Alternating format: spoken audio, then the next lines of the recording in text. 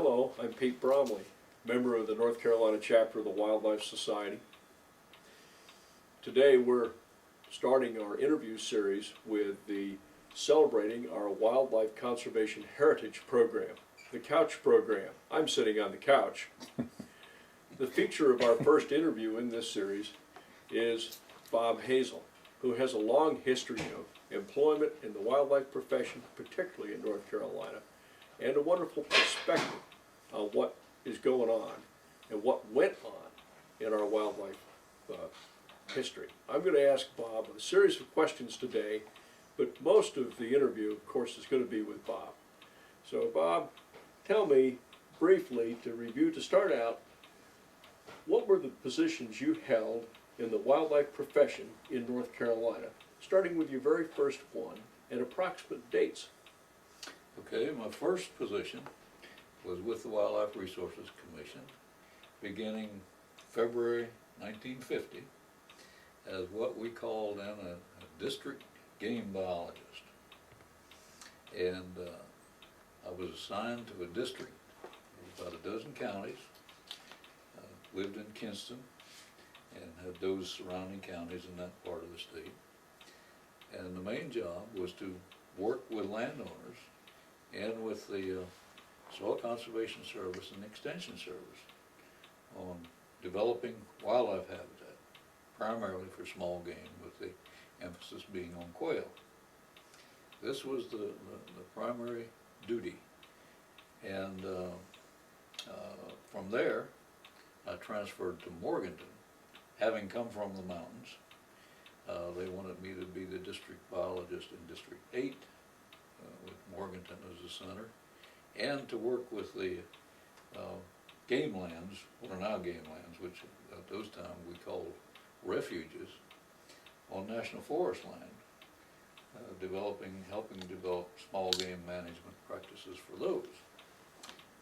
And one of the emphasis was on rough grouse. At that time, deer was the main emphasis on those western game lands. So I worked there until 1952, and then was transferred to Raleigh and put in charge of what we call the Upland Game Restoration Project. That was the official name of the project we were working on. And this included supervising all of the wildlife biologists that were working on that program, the 9 district biologists, as well as the areas where we had wild turkeys, managing those to try to develop a sufficient stock that we could begin to trap and move birds into new locations. And we had 5 of those: the Sandhill, Uwharrie, Caswell, Orton Plantation, and there was one of them, I think it was in the west somewhere, one of those, Standing Indian, I think it was. Anyway, and also had supervision of a dove research project. At that time, we were having a big problem with mourning doves. They had a disease, and I can't think of the name of it right offhand, where their nasal passages got blocked and it eventually killed them. And we were doing dove surveys to check on the population. And we began woodcock surveys, breeding ground surveys, making counts along certain roads, listening counts and so forth. Well, I worked in that job until 1956, when the director of the agency asked me to. Now, who was that? That was Clyde Patton. And let me say that these programs now that we were working on were all started by him. Clyde Patton came here as director in 1948. The first full-time director after the commission was created by an act of the legislature, which separated it from a Department of Conservation and Development, where it had been primarily a political plum. And so Patton came in from Virginia, a graduate of BPI with a master's degree, who had worked here incidentally before World War II as a district biologist, helping farmers develop a small game habitat. So he had some experience here in this state. And he'd been editor of the Wildlife magazine in Virginia. Came aboard as director. He developed what he called his 5-point program of management, education, enforcement, research, and information. And that's basically the program still today. It was a good plan, and he recruited and employed people from all over the country to come in and begin fleshing this out. The small game program, before I leave that, was the biggest project the commission had. The deer restoration program was also a big one. Frank Barrick headed that up, but he didn't have many people involved. At one point in that small game program, we had at least one temporary farm game worker in every county, and in some places two, working with landowners directly developing wildlife habitat. Okay, on to the law enforcement division. Which was in 1955, 1956. 1956, Yeah. Clyde Patton said something about changing from wildlife biologist Yeah, to game warden. yeah. We first had the division chief suggest to me that I might want to go into that division as assistant chief, a new position that we were going to set up. And I didn't seriously consider it. I thought, that's not something for me. As a matter of fact, up to that time, the law enforcement division had been sort of a just semi-professional organization. Patton had inherited a lot of old-time game wardens, not necessarily old people, but who had been appointed under the old setup. They were primarily local people who also had a business, a store, a farm, or whatnot, and they got there primarily through political influence. Some of them were doing a good job, some were not. They didn't have training, they didn't have much equipment, and he considered that as a real drag on the program he was trying to develop, and he wanted some help in straightening that out. Well, I didn't pay much attention to it, because I thought that would be a diversion from a career path in wildlife conservation. Till one day he asked me, would I consider it? And I asked him why, and he said, well, I want to make a professional outfit out of that division. And I think you can help do it. So, okay, if that's where you think I can serve best, and he pointed out the need for it and what he envisioned needed to be done, which was set up a good selection process, a good training program, get the men equipment, uniforms, cars, firearms, radios, which they didn't have at that time, just the district supervisors had. And so I said, okay, I'll try that. So I went in and served as assistant chief until 1959, and also as airplane pilot. We had an airplane and nobody to fly it. They didn't know how to use it, and so I flew that too. And we set up a lot of programs that really made that a professional outfit. A training program, primarily with the Institute of Government at Chapel Hill, which had done a lot of work on clarifying the wildlife laws and developing procedures for the officers to use. We set up a selection process which examined candidates carefully and selected only the few best ones, trained them, put them to work under careful supervision, did in-service training for the fellows on the job, and got them equipment. We got them uniforms, cars, sidearms, radios, taught them how to work with the airplane. That was an interesting process, and it was just a matter of going out there and doing it. They didn't think an airplane was worth a damn. You couldn't see anything from up there, you know, and I said, well, I don't think so. So, and even the district supervisors were not enthusiastic about that. So, we were having spotlighting problems in Camp Butner, which was one of the places we had a pretty good deer herd. So I just took the airplane one night by myself and went out there and flying around, and I saw 3 cars come down the road, shining spotlights. One of them stopped, shot a deer, loaded in the trunk of the car. Of course, I couldn't do anything about it, except see where the guy went. He went to his home in Creedmoor and unloaded it. But anyway,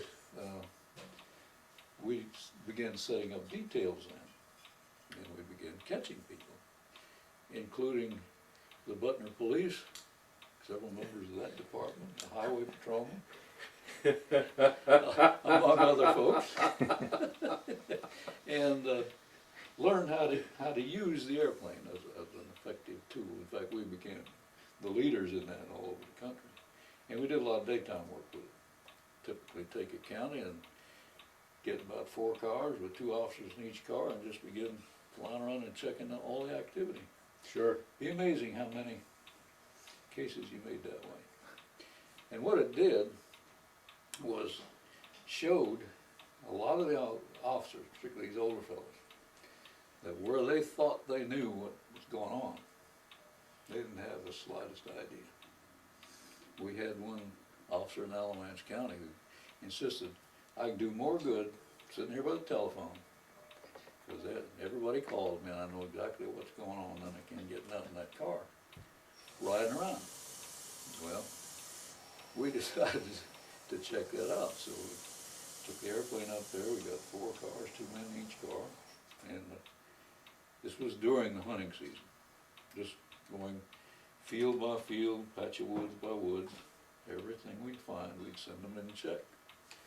By noontime, we had 30-some cases, and about twice that number by the end of the day. And that was an eye-opener, so we began doing a lot of that. Anyway, the main activities in that job were the setting up the training program, Right. the selection process, And actually demonstrating it worked. And The demonstrating point of it that worked. story was that you brought a new idea into law enforcement Yeah. and followed it through all the way to making a convincing case for its use. And then, of course, it led to other state agencies saying, well, if it worked that well in North Carolina, how would it work here? Oh yeah, we had So you had inquiries and, delegations we had from Georgia, South Carolina, Virginia, Missouri, Arkansas, you know, who came to see what we were doing. Okay, well that lasted the assistant chief position until '59, when then I was promoted to chief of the division, and was that for 10 years. And during that process, we refined all these things I've been telling you about, and developed a real professional organization. Had to get rid of a lot of the old fellas. I think there was one year when I separated one way or another 28 people from that division. A lot of those were resignations. Some I had to fire, some were difficult, some weren't. Anyway, that continued then until '69. During that time, also, I served during the latter part of it, not the whole time, as the commission's legislative liaison with the General Assembly. And worked with that for the last 3 or 4 years that I was chief of that division, which was interesting. I worked out in uniform. you wore your chief of the game ward's uniform at the legislature. Mm-hmm. I sure did. And one interesting thing that happened there is that one of the things we instituted in the training program was what we call self-defense training. How to disarm a guy, how to get him under control, and so forth. And remembering that a lot of times the officers were working alone.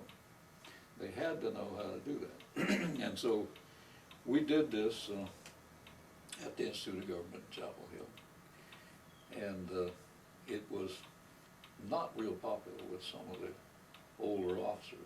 been around for some time.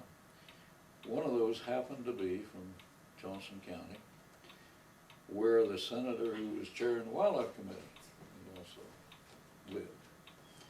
And this officer complained to that chairman. So at the next Wildlife Committee meeting, he brought this up and wanted to protest. Well, it so happened that just before that, I had gone through the course. Now, one of the things that I believed was I wasn't going to ask those guys to do anything that I wouldn't do and that I didn't think was practical and doable. So I had gone through the course and wound up with a broken ankle as a result of it. In the self-defense Yep. stuff you got Yep. in a scrap with in a training exercise and broke your ankle. Yeah, and I had a cast, my leg about up to here, and was walking on crutches. Went to that committee meeting that day, and this senator brought this up, protesting this training program, and asked me about it, you know. Didn't I think that was a wrong thing, a waste of time, too dangerous, and so forth? And I said, no, I don't think so. And I said, I'm a living example of it. I broke this leg taking the course, which is a perfect demonstration of why you need to know what to do, because I did something wrong in the process, and this is what You I paid wound the up with. price. Yeah. I said, that's why they need to know it. Well, that pretty well quelled the thing. He quieted down, didn't it?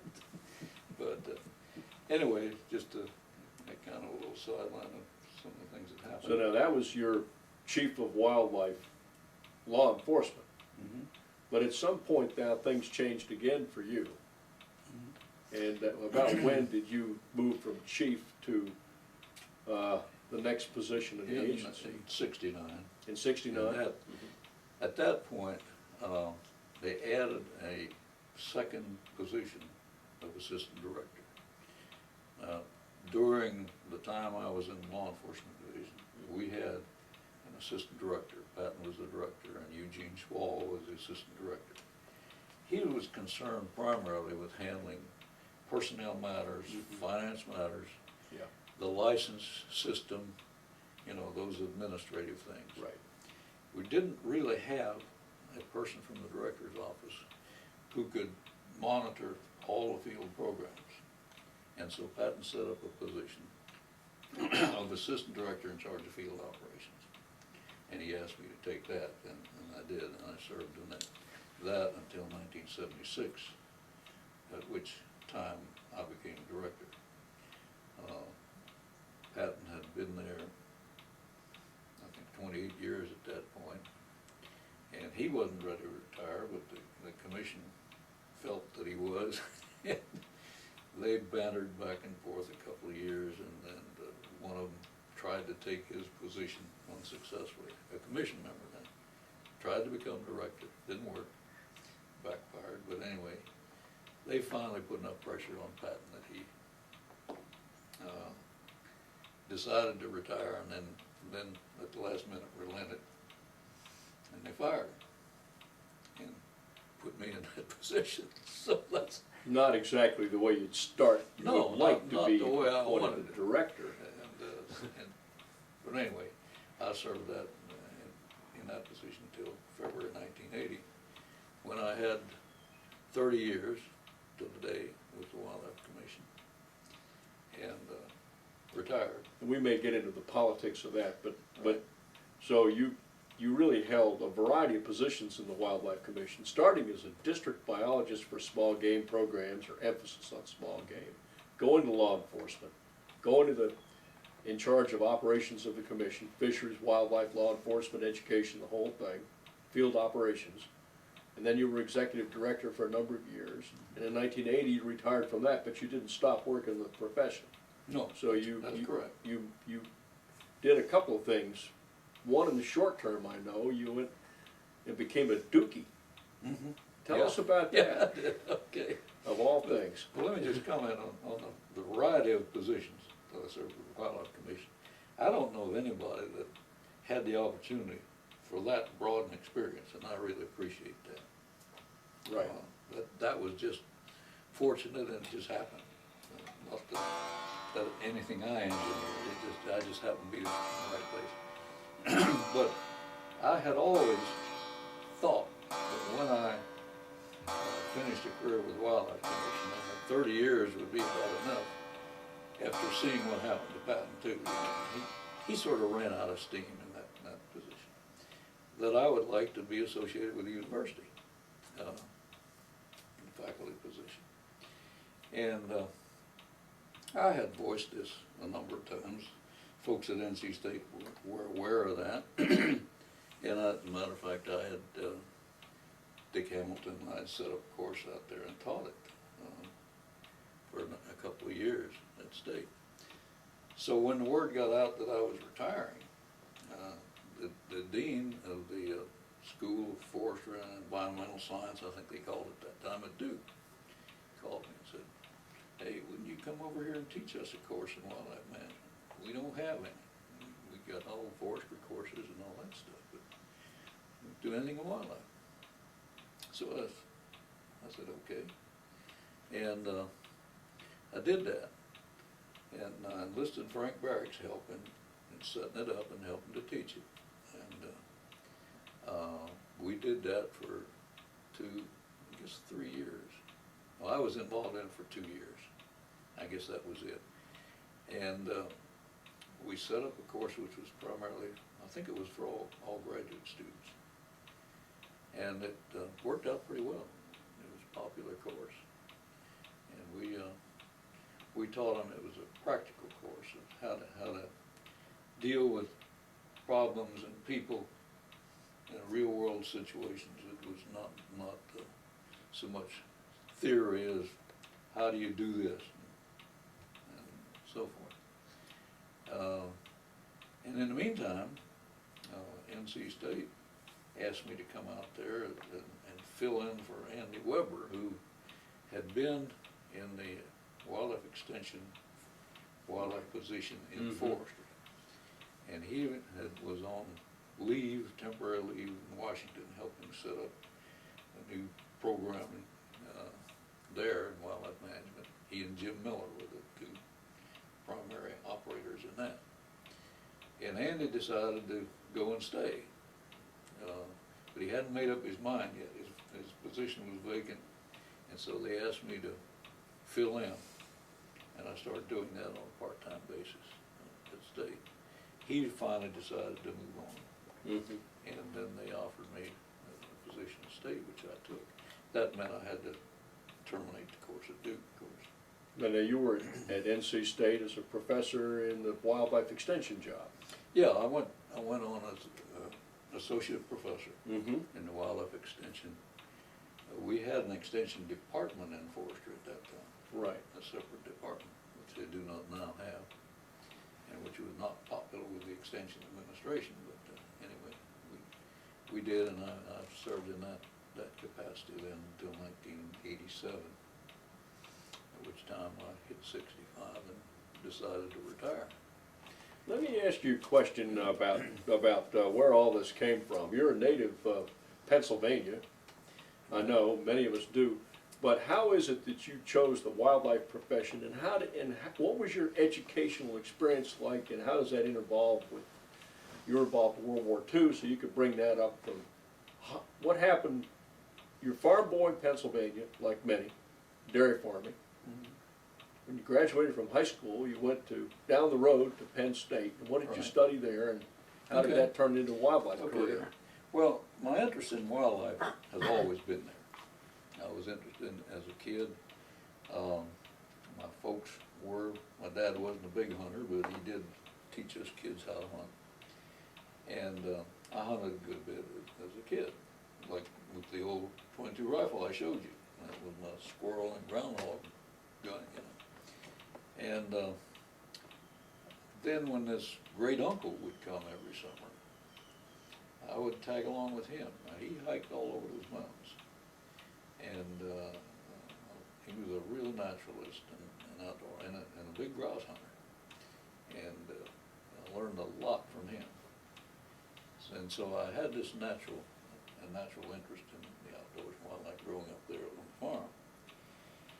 Had an opportunity to go to college, which was a rare thing really in those days and in the community I lived in. And just pure luck really, because my sister happened to work at the university, which was about 25 miles away. And she was secretary to the head of the zoology department. And that's where what wildlife programs they had were located. They didn't have a BS degree program in wildlife. They had a master's program. This was back in about 1938 In 40. and 1940. Dr. P.F. English was the professor of wildlife management, and he was one of the real pioneers, along with Leopold and the guys that really started the profession. Anyway, I got the chance to go to college because my sister offered me free room and board, and the track coach got me a NYA job, National Youth Administration, where you could work when you weren't in class and earn enough to pay for books and tuition. So I got to go, and I decided I wanted to study agricultural engineering. Now the reason for that was that this was at the time when agriculture was changing tremendously. Right. Machinery, Yep. tractors, Right. combines, this sort of thing. And most of the farming in our valley was still done with horses. And that's what we did up until I was a senior in high school. And finally, the horses got old, and my brother and I began putting pressure on Dad, let's get a tractor, you know. And he did. We finally sold the horses, and he bought a Alice Chalmers B tractor, plow, harrow, and so on. And we cut the tongues off of most of the horse-drawn instruments and hooked them behind that thing, and we went to farming with that. And that was fun. And the next year, they came out with the Model C, which was a later version, a little more powerful and so forth. And he traded that in for the B in for C, and got a combine. They'd come out with what they called the all-crop harvester at that time, which was a revolutionary thing. It was a small combine. Mm-hmm. Combines at that time were huge machines, you know. And this was practical for small farmers. So he did that, and my brother and I, working round the clock in 2 summers, paid off all of that machinery by cutting other people's grain for $6 an acre.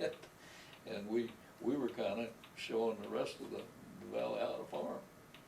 A lot of farmers, they wouldn't believe it. They'd come around watching us plow, and they said, well, you can't farm without horses. But anyway, so this got me interested. I got to know the farm machinery dealer and so on, and a lot of the new things that were being developed. And Alice Chalmers was one of the leaders in research at that time. And Penn State had a good agricultural engineering program in faculty. And I got to know some of them. So I enrolled in that. Well, that lasted 1 year. I hated math, and that was the end of that story. I decided that just wasn't for me. If you're going to be an engineer, you've got to like math and be good. So I switched at the end of the first year to agricultural education. They had a good curriculum in that too.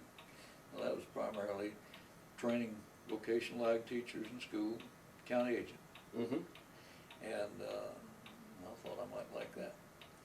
So I went into that curriculum, finished the second year. World War II, of course, is there, so I enlisted in the Army Air Corps, went in, flying training and so on, and put in 3 years. Came back then in 1945 at the end of the war. And wasn't sure what I wanted to do. I decided to stay in the service for a short while, and sat down here a couple of months. I got married when I got home from World War II in October of '45.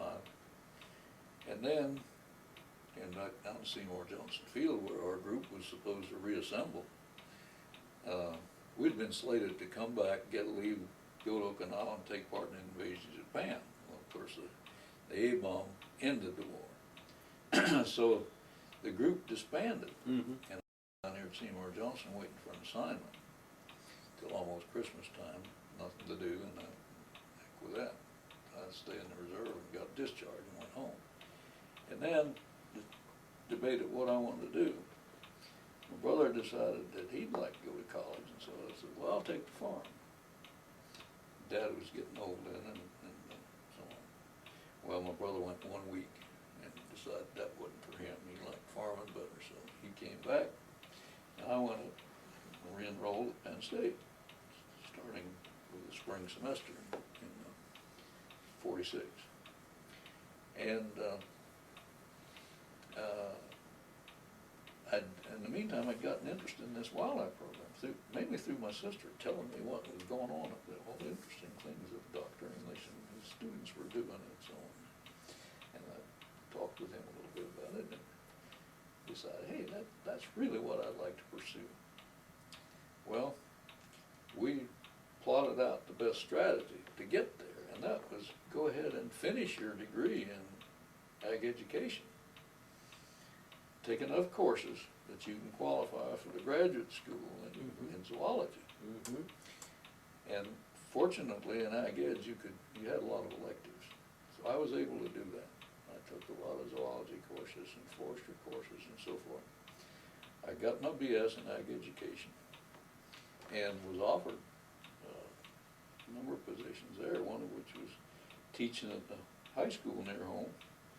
That principal wanted me to do that real bad. And I said, no, I want to go on and get a master's degree in wildlife. So I did 2 more years, got a graduate assistantship, helped teach entomology lab classes, and worked on the rough grouse project, which had been started in 1946 by Glenn Bowers, who was later on director of the Pennsylvania Game Commission, and which continued for 10 years.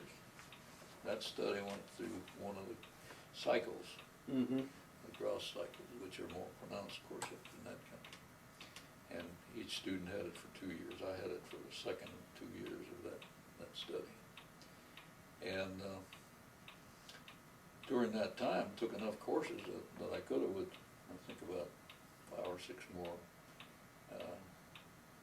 hours, got the PhD, which I wasn't interested in. And at that time, the only people who were getting PhDs were those that wanted to teach or just do research. And so I passed up on that and graduated in February of 1950 with an MS in zoology and wildlife management. Then comes looking for a job. Of course, I'd always imagined work in Pennsylvania. Well, that didn't work out because during 1949, Pennsylvania Game Commission hired or fired or got rid of Logan Bennett, who had been one of the early pioneers, along with P.F. English and the others in wildlife management. And he had taken a job as director. And he was too professional for them. They didn't want that. And so the Game Commission got rid of him and hired one of their old game protectors and made him the executive director. He decided right off the bat and announced that we're not hiring any Penn State graduates. See, Bennett had been there as the unit leader too. Penn State had a wildlife unit. Very powerful influencer on the wildlife profession, Logan Bennett. Said, we're not having anything to do with any of these boys from Penn State. Period. And so that shut that door. And so I looked where else are jobs available. Well, North Carolina, Maryland, West Virginia, all had similar jobs open. Wildlife biologist jobs, similar to this district game biologist. And I had offers from all 3 places. and couldn't make up my mind. I knew Clyde Patton and Hayden Knowles, who was the assistant director here at that time. He was in Ohio, who had come down here to help Pat. And I kept fooling around. I was finishing up my thesis and degree and so on, and finally one day I got a call from Hayden Knowles and said, hey, you know, we've offered you this position down here, and you haven't let us know. Do you want it or don't you want it? We can't hold it for you forever. And so I said, okay. And Warren Courier, who had graduated ahead of me, was working here, which is another reason I came down. And I knew a little about North Carolina, having been stationed here, and looked like they had a good program. West Virginia wanted me real badly to come down there, and Maryland did too. Dale, what's his name? Can't think of it now. Down in Mississippi now. Dale Arner. Yeah, he took that job. Oh, he did? Yeah. Was he a Penn State guy? Was Yeah. He? Oh, yeah. he was? Yeah, he got his master's up there at Penn State. And Bob Wingard Oh, took yeah. the one in West Virginia. Mm-hmm. And he got his degree when I did up there. And I came down here. Dave Arnold, who was another one, went to Michigan. And he wound up being assistant director of that agency out there. So that's how I wound up here. Well, that's really an intricate and long tale Yeah. coming from putting tractors on the farm Right. to wildlife as a career. And that you've gone over your career fairly well and the things you've done in your career. I wonder if you might have some thoughts on what the work and the philosophy of wildlife conservation was when you came and how it's changed over the years. It's been 50 years, 51 years or more, a little more actually, since you came here. And over those 5 decades, the influence of Clyde Patton, you suggested, remained somewhat in the organization of the agency. Right. But there's a lot of things that have changed over these 50 years. Things have changed tremendously. In 1950, when I came down here, wildlife agencies, by and large, were in their infancy in those states that had them. And they were primarily game management agencies. Emphasis on the game species, providing hunting opportunities and developing populations of game animals. And that was true here. And many of the states were just beginning programs of deer restoration and management and small game management and this sort of thing. So the goal of the agencies generally in the state wildlife agencies was to provide huntable game. Good hunting, that's right. Good hunting. And they had shortages of deer and shortages of bears. And the reason for that was that, of course, prior to that time, during the late 1800s and early 1900s, a lot of game species the populations were depleted for various reasons. And that was the emphasis, to restore these things to hunt. There was a lot of interest in hunting. Most people accepted hunting as part of our society without question, even those that didn't hunt. And the hunters were interested in it, something they could participate in, something their license dollars would show some result from. And so that's, most of the agencies, including North Carolina, that was the emphasis in the early years. You didn't worry much about non-game stuff and other wildlife species. Well, that began to change. Of course, we did a good job of deer restoration. We did a good job of turkey restoration. We actually did a good job, I thought, of quail management, but they went down the hill anyway for various reasons that were beyond our control.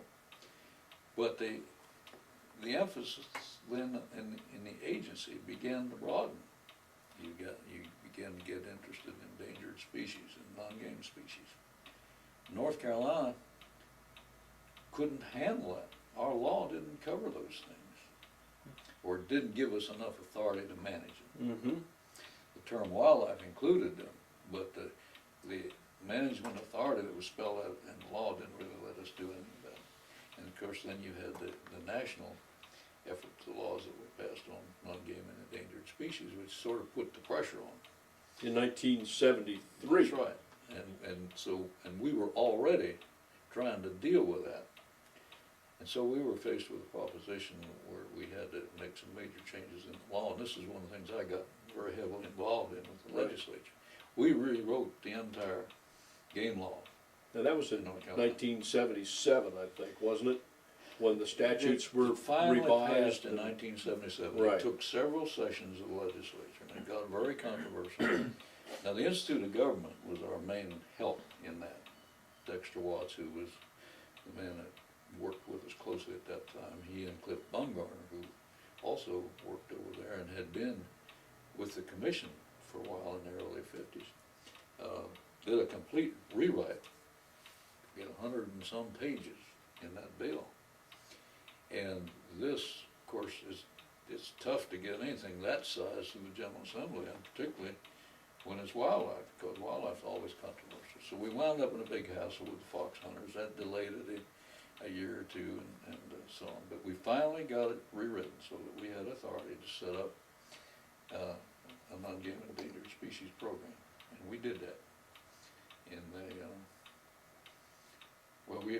we did that actually before the complete rewrite passed in '77. We did that in the early '70s. We got enough changes in the law that we could go ahead and do that. Mm-hmm. And so that's where we began. And this broadened the commission's program out considerably. At the same time, the education program was expanded.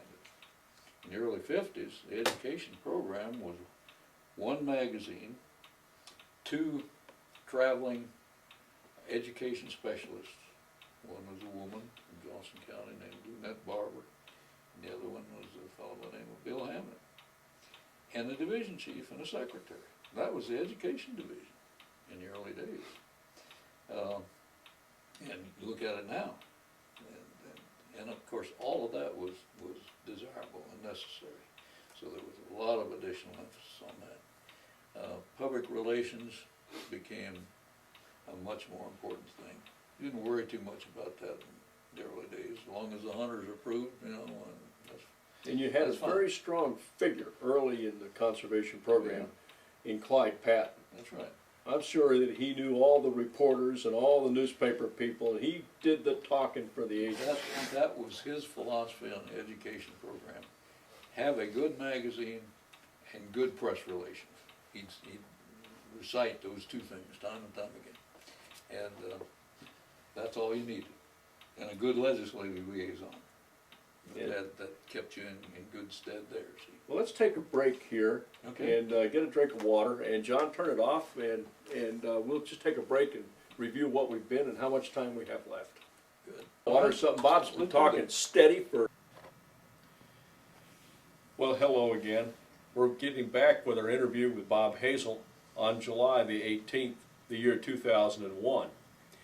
We've covered a lot of your history, Bob, coming from Pennsylvania as a farm boy and going to Penn State, getting a master's degree and joining the Wildlife Commission in February, I guess, of 1950. We went through your jobs and then describing it, we wound up with a discussion of how the mission of the Wildlife Resources Agency has broadened from providing sport for hunters and fishermen to including that, but even more, a concern about all of wild living creatures in North Carolina, and somewhat of the legislative efforts that went into establishing that. So, of course, you've had a long experience in dealing with wildlife policy as well as management. I think at this time it would be excellent for you to describe the citizen support for wildlife conservation in North Carolina, maybe beginning back before you were employed. How about those efforts that led to the reestablishment or the changing of the commission from being within the Department of economic development or whatever it was to being an independent commission, and lead us along from there. Yeah, well, I think that's important to talk about that and to recognize the importance of what's happened there. The early efforts here, and I think in most states, were initiated primarily by hunters interested in preserving and pursuing their sport. And also, the interest from the political side was that how, if possible, they could use wildlife as an influence. Politicians use it for their benefit of their interests. And so you wound up with this kind of primitive setup like we had here, with a Department of Conservation and Development, what it was called, with a director appointed by the governor. Right. And dominated primarily by political interests. One of the things that happened, of course, is that sportsmen are paying for a big part of this program. They have to buy licenses. And right after World War II, it became apparent in a lot of states, including North Carolina, that money wasn't being used for wildlife. Uh-huh. In North Carolina, it paid for the forestry program and Lord knows what else. It was at the discretion of this director of conservation and development. So sportsmen became unhappy. They began agitating. Let's have a program where what we're paying for happens. And that became a big political issue. The politicians who were using that money for other purposes, of course, resisted that. And so what you had here was a movement that started in 1945 to change the law, to set up an independent commission, which means separated from these other interests that were called conservation interests, run by professionals, and as free as you can make it of political influence. Of course, you can't make it completely free. So that movement started. One of the key elements in that, of course, was a citizens organization that formed at that same time. Started by a man by the name of Ross Stevens, who was the first professor of wildlife management, I believe, at NC State. And what it wound up being the North Carolina Wildlife Federation. Now, this took him some years to form, personally traveling the state, county to county, talking to sportsmen's groups, and you had wildlife clubs even in those days, and generating interest for legislation that would set up the kind of a program that he envisioned. He wrote a book called Talk About Wildlife, which was pretty much a blueprint for the kind of a program that Clyde Patton came in and fleshed out. And it took him a couple of years, but he formed an organization which consisted of wildlife clubs in most counties of the state that was supporting this movement of let's have scientific wildlife management, separated from politics, and get on and use our money efficiently and do something worthwhile. And that worked. You had similar efforts in other states. North Carolina wasn't unique completely in that regard. But that citizens organization was the foundation really for the Wildlife Resources Commission, because their efforts, their push behind the bill to set up a separate independent agency, and really resulted in the bill that set up the Wildlife Commission. And so Clyde Patton would say, and I echo it, the Wildlife Commission owes its existence to the North Carolina Wildlife Federation. That's the group that did it. And it took a major effort. They introduced the bill in 1945. It failed because the governor opposed it. And then they reintroduced it in 47, and finally passed it with a lot of pressure from the Federation.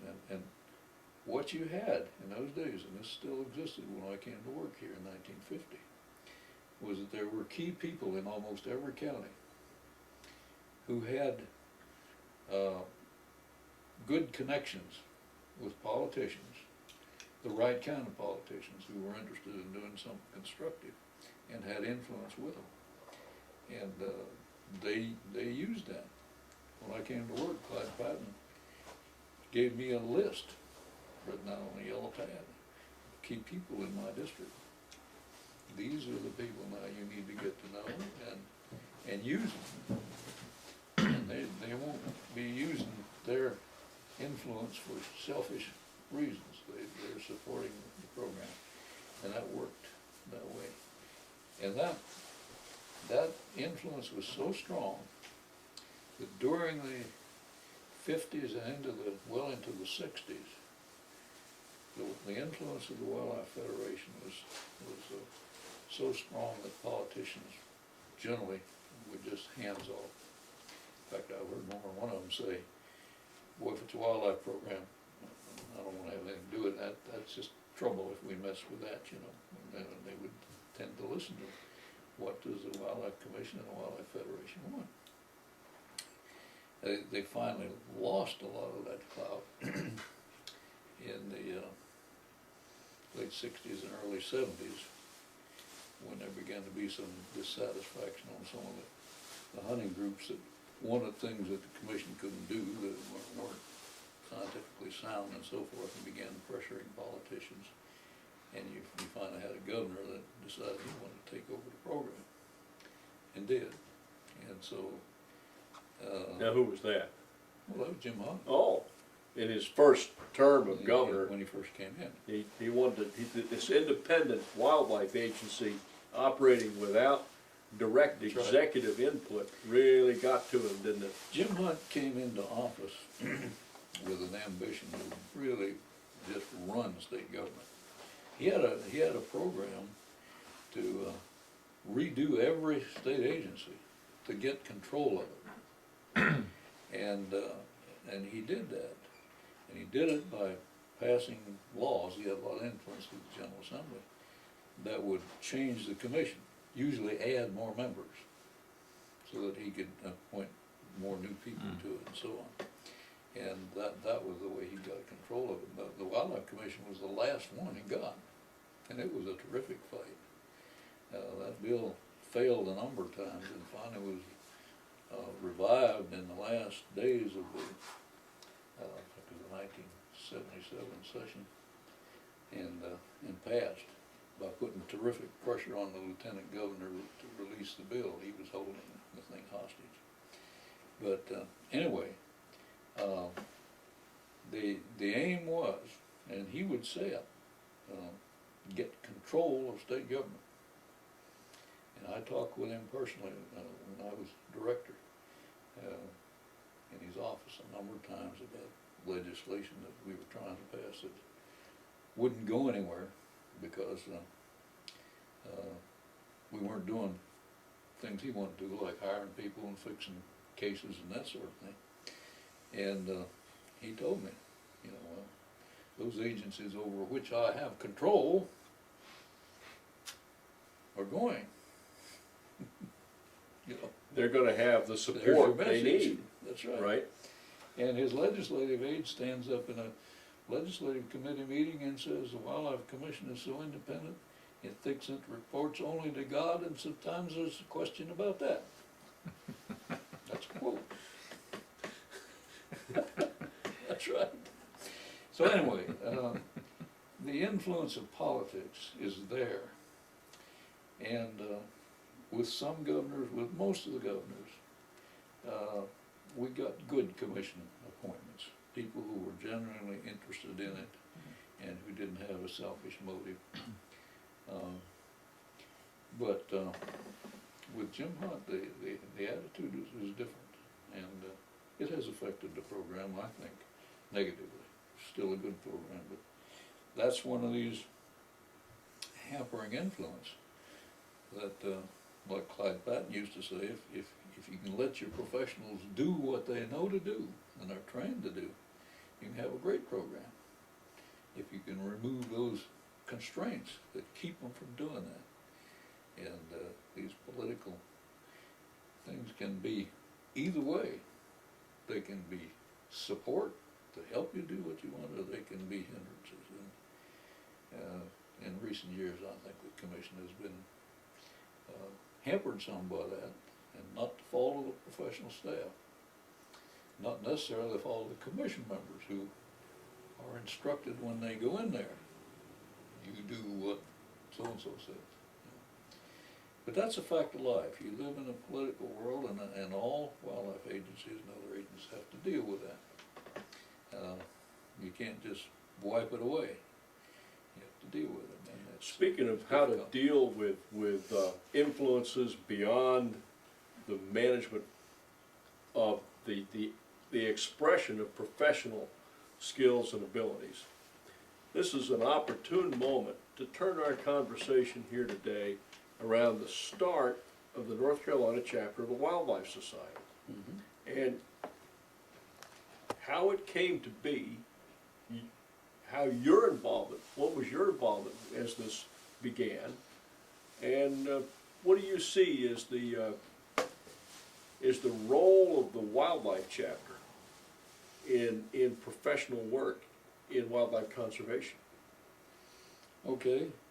Well, before I begin describing my involvement, let me just say that on the role of the professional society, that is a way of insulating, for want of a better word, professionals somewhat from these outside influences like politics and so forth. And I think it's a professional organization has a standing that is respected, that helps you avoid that kind of influences. This is what the professionals say, and I've heard this in the legislature. Mm-hmm. Okay, this guy is a professional. He knows what he's talking about. Whether it's hydrology or exactly. whatever. Membership in a professional organization, I think, gives the members some additional standing in Right. dealing with the public, with their peers, with the legislature, and so on. Well, we didn't have that for a long time. We had the Wildlife Federation, and we had professionals engaged in it, like Dr. Fred Barkwell and others, who gave that organization some of that standing, but it was still primarily a sportsman's group. And we needed a professional organization. We had the student chapter at NC State, but we didn't have a state chapter. And some of this was when I was on the faculty out there. At NC State. At NC State. You thought maybe it's time to start a state chapter. It's time to start something. So who were the principal people that got involved in that? Phil Dorr, Dave Woodward, Dick Lancia, and Tom Quay. I think Fred Barker was already gone when that happened. And Was Rich Noble around then? No, probably not, but he came shortly after. he came right after that, Mhm. I think.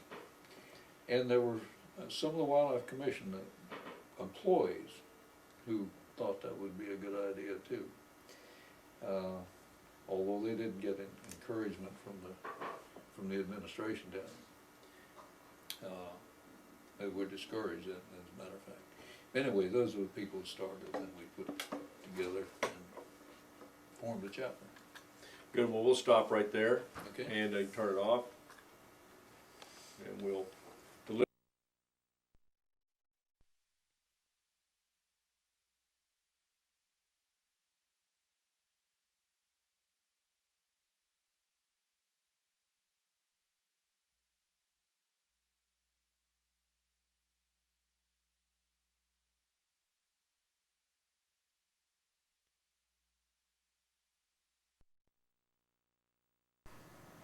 Well, hello again. Pete Bromley here with our program with the North Carolina chapter of the Wildlife Society, celebrating our wildlife conservation heritage. Our first interview with the program is with Bob Hazel, who's had just described his over 50-year career in the wildlife profession, his perceptions on what people did and do, how wildlife conservation became a better profession through the support of the North Carolina Wildlife Federation, Ross Stevens, in the early days, and how the professionals in the state eventually banded together to form a professional organization, the North Carolina chapter of the Wildlife Society. You were its first president. Yeah, I had the honor and privilege of serving as president initially. For all these years, with the needs for wildlife conservation changing, North Carolina's the 10th fastest growing state in the country, or maybe more so even today. It's growing very fast. It's changing from being a rural state to being an urbanizing, industrializing, information age, mainstream American economy. So the universities are growing, the Research Triangle Park is booming. Things are changing in North Carolina. How do you see the wildlife, the challenges to wildlife conservation evolving? And where do you think wildlife conservation is going? What do you think we as professionals need to be doing? Okay, those are some key questions. Some things that are happening in North Carolina that really change the outlook and the direction, I think, of wildlife programs are this population expansion, which does a number of things. It eats up wildlife habitat tremendously. Right. It changes the makeup of our society from urban, or from rural to urban in many areas. And what that does is puts a different perspective on everything. I like to say that the further we get removed from the land, the more challenging our wildlife problems are.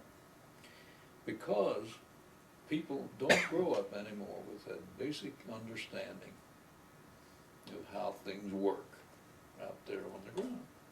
Exactly. And this is a major problem. This results in a lot of your animal protection ideas. It results in mistaken ideas that animals are pets that we can manipulate, use as we like, and so forth. It ignores the fact that they're creatures just like us. They're born and live and die, and that's going to happen one way or another. They're not little fuzzy creatures that live out there and aren't subject to all these fusses. And this leads to problems in managing. It creates problems with people accepting hunting, and it creates problems in managing wildlife. You can't sacrifice animals, if you want to use that word. For instance, a deer gets hit by a car, crippled. Obviously, he's not going to make it. Officer shoots a deer. Big trouble. Well, that happened in Durham with the bear. Oh yeah, About a month ago. happened with the bear, and this And happens all the what a time. ruckus took Sure. place. And they should have done something to save that animal. Or then there's the alligator over in Alamance, Burlington or Yeah. somewhere. There's an alligator near Hillsborough. Well, there are two in Jordan Lake. I had a report last weekend. Really? Yeah, a friend of mine in Garner says, "Hey, we were out there at Jordan Lake, and we saw these two things swimming around, thought first they were otters, went over to them, and they're 2, 3, 4 foot alligators. And they said, they came right to the boat. They followed the boat around. I said, sure, they're waiting for a handout. They may have been fed. Yeah.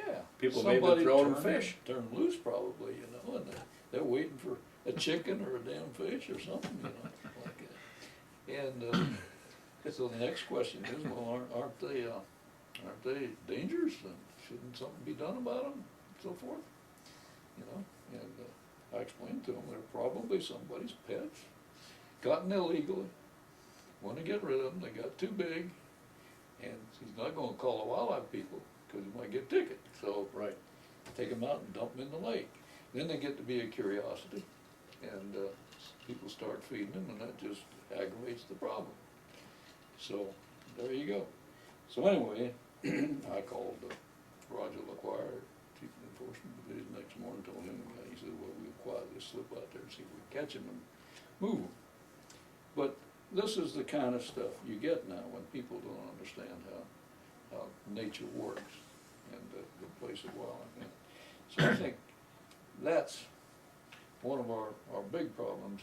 And the other is a problem of attitude. You see in all this development and population and urbanization, it's kind of, get the critters out of here. This is my place. I built a house here, What's this fox or this bear doing? He got no business in here. Forgetting maybe he was there first, And so this is the attitude that I think we're going to have to deal with more and more. And I think the biggest problem wildlife agencies are going to have to deal with is how to manage, and of course it's the subject of this year's North American, I think, how you deal with wildlife in these urban situations and so forth. Where you can't use hunting as a tool, and all they want to do is move them somewhere else, or fix them so they can't breed and reproduce, which is not practical in most cases. I think that's going to be a big problem. I think the danger for wildlife organizations, and this includes the professional, like the commission, and the society, and even your sportsmen's groups, is getting ahead of that somehow or other. So you can anticipate these problems and how to deal with them. Otherwise, I see wildlife agencies being forced by legislation to become primarily damage control agencies. And that would be a sad day if that happens, that becomes their primary function and purpose. There's a real danger in that happening, being forced into it, to manage wildlife that way. And we better be getting out in front of that. And that's going to involve a hell of a lot of education of people about how the world works. And that's not easy to do Most difficult thing in the world. with the limited budget and limited folks Exactly. in the wildlife educational program. They're gonna have to network and partner with organizations and agencies Absolutely. way beyond the commission to get that job done. I hate to say it, but we're dealing in a lot of, particularly in these urban environments, that people don't really live in the real world and don't know what the real world is all about. It helps to have been brought up on a farm. It does, but it gets frustrating dealing with those people too. How do you get to those folks who were brought up away from all of that and have learned these other things? That is a real challenge, and I don't have the answer to that. But, Well, there's I another think generation that's of biologists that yeah. are gonna have to come up with that answer. That's the real challenge, I suppose, don't you, that there will continue to be a need for wildlife management professionals working for state government? Oh, absolutely, absolutely. The challenges may differ from producing game animals to conserving the broad variety, the biodiversity, the native biota Mm-hmm. of North Carolina wildlife. Right, right. know, something that interests me is in the beginning of the wildlife conservation efforts, it was the sportsmen behind the changes. Now, how do you see the role of the sportsmen? Are there any other groups of people that need to be brought in to supporting wildlife conservation in a much more significant fashion than we're currently doing? Oh, no question, we need to bring in a lot more people besides the sportsmen, because we're still in minority. Now, they're gonna have to play a lead role in it, but you need to support the majority of the public for the things that you're gonna do. And an education program is probably the only way you can do that. It's much better if you can involve them in something where they're doing something that they feel is useful and helpful. It helps a whole lot if you can find some way for them to make financial contributions to finance programs. And of course, there have been efforts and there are ongoing efforts to do that. Right. That needs to be done. We need to find some way for the public to financially support the efforts in managing and conserving the wildlife. The big effort was teaming with wildlife. That's right. And then it got shifted over to CARA, Yeah. which was to use the outer continental shelf royalties from oil and gas drilling. It seemed like a great idea. It's right up for to be passed Yeah. again in the House. But last year, it was quietly snuffed out in the US Senate. But this is a battle at the national level that we all have a stake in. Absolutely. And I think if you can get a lot of these conservation groups interested in supporting that, that's one way of doing it. And if you can maneuver it so that they and the sportsmen are working together on the same thing. Right. As partners, I think that's the best hope for the sportsmen, is to be involved along with a lot of other citizens in the same You know, thing back that in the benefits days both. when, excuse me, but back in the days when Clyde Patton was running the agency and things were going on, and the bear sanctuaries were created and the game lands were purchased and are managed. Something's afoot now with that, and that's the Land Conservancy, the Nature Conservancy, Right. Triangle Land Conservancy. How do you feel about land use planning and its role in conservation? Well, I think that's a key issue, and needs a lot of attention. And I think the Nature Conservancy and the land trusts, Chuck Rowe's work, is very important. That's probably the most effective program in preserving lands and keeping it available for wildlife to use. And as you recall at a chapter meeting, one of the speakers pointed out that the rate of development in North Carolina at the present time, in 70 years, everything that's developable will have been developed. And so we've got to begin to preserve more of it. So I think that's a good program.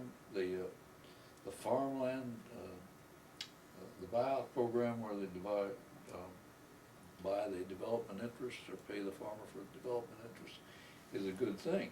The problem is getting those things funded. See, last year they finally got some money in some of those programs. Then comes this budget shortfall, and here it goes again. See, the trick is to find some permanent, reliable source of funds for programs like that. And of course, that gets back to the groundswell of public support for conservation That's right. that we as professionals ought to be part of and benefit from Right. and help lead. Exactly. But we're looking for leaders in society in North Carolina and need to. Yeah, yeah.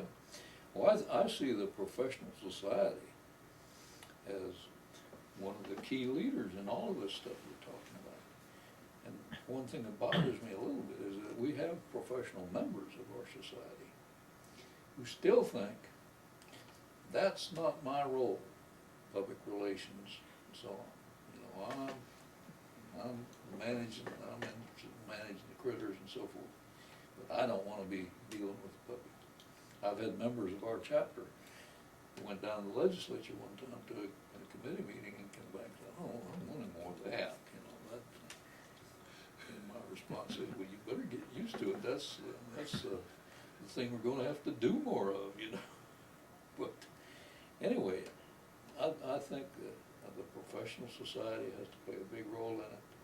The sportsmen's groups have to, organizations like the Federation are gonna have to broaden their outreach a little bit. They're trying to do that. And of course, they're all struggling for funds. That's the other constriction in all of this thing. It's tremendously expensive, and organizations wind up spending most of their effort and time in fundraising just to keep going. Right now, the organization that I helped found a couple of years ago, the Sportsmen's Alliance, is dead in the water, because we just don't have money and numbers enough to be doing active things. We still got some programs going, like the Wildlife Watch Reward Program and so on. Mm-hmm. But we haven't been able to put enough effort into growing to keep going. And so I don't know what the outcome of that's going to be. We may join with somebody else. But it's going to take some united effort. There's a lot of things going in different directions right now that need to be pulled together. Well, Bob, when you're talking about this, we're talking about this what's this called now? We're celebrating our wildlife conservation heritage. Yeah. And your chair, you've got stuck. I think I had something to do with it. I think you did too. As being the chairman of that committee, I'll be glad to help you as the time goes by. But some of you need to be thinking about folks that you've worked with over the years, who have good memories and who really were involved in this. And we look forward to your future interviews and videotaping them. And maybe I can help you out as we go. It should be fun. I want your help. And it's enjoyable. I got a list of about 24, which we won't get to anytime soon, but yeah. I'm looking forward to it. I've given John Heisterberg, our cameraman, signals today that we're about to have lunch. Yep. So we wish you all a good day, and so long. Well, thank you.